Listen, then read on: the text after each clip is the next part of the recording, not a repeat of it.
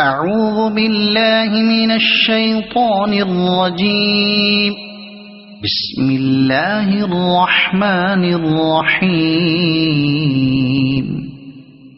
هل أتى على الإنسان حين من الدهر لم يكن شيئا مذكورا إنا خلقنا الإنسان من نطفة أمشاج نبتليه فجعلناه سميعا بصيرا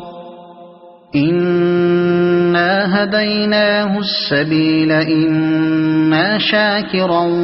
وإما كفورا إنا أعتدنا للكافرين سلاسل وأغلالا وسعيرا إن الأبرار يشربون من كأس كان مزاجها كافورا عينا يشرب بها عباد الله يفجرونها تفجيرا يوفون بالنذر ويخافون يوما كان شره مستطيرا ويطعمون الطعام على حبه مسكينا ويتيما وأسيرا إنما نطعمكم لوجه الله لا نريد منكم جزاء ولا شكورا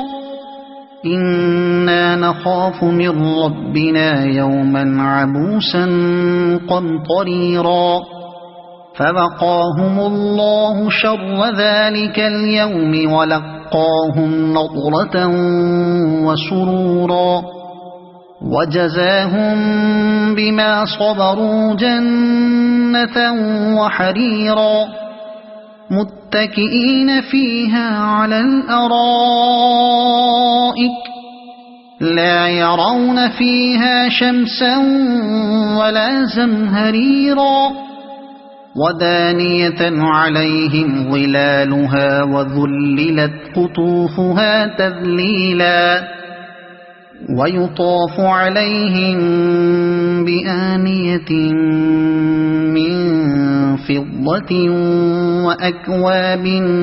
كانت قوارير من فضة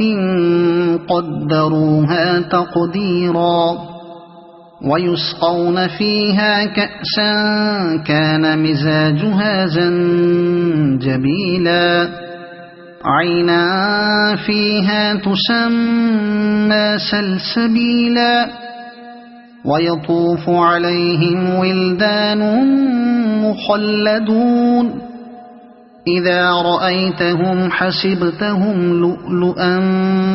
منثورا وإذا رأيت ثم رأيت نعيما وملكا كبيرا عاليهم ثياب سندس خضر واستبرق وحلوا أساور من فضة وسقاهم ربهم شرابا طهورا إن هذا كان لكم جزاء وكان سعيكم مشكورا إنا نحن نزلنا عليك القرآن تنزيلا فاصبر لحكم ربك ولا تطع منهم آثما أو كفورا واذكر اسم ربك بكرة وأصيلا ومن الليل فاسجد له وسبحه ليلا طويلا إن هؤلاء يحبون العاجلة ويذرون وراءهم يوما ثقيلا نحن خلقناهم وشددنا أسرهم وإذا شئنا بدلنا أمثالهم تبديلا إن هذه تذكرة فمن شاء اتخذ إلى ربه سبيلا وما تشاءون إلا أن يشاء الله إن الله كان عليما حكيما يدخل من يشاء في رحمته والظالمين أعد لهم عذابا أليما صدق الله العظيم.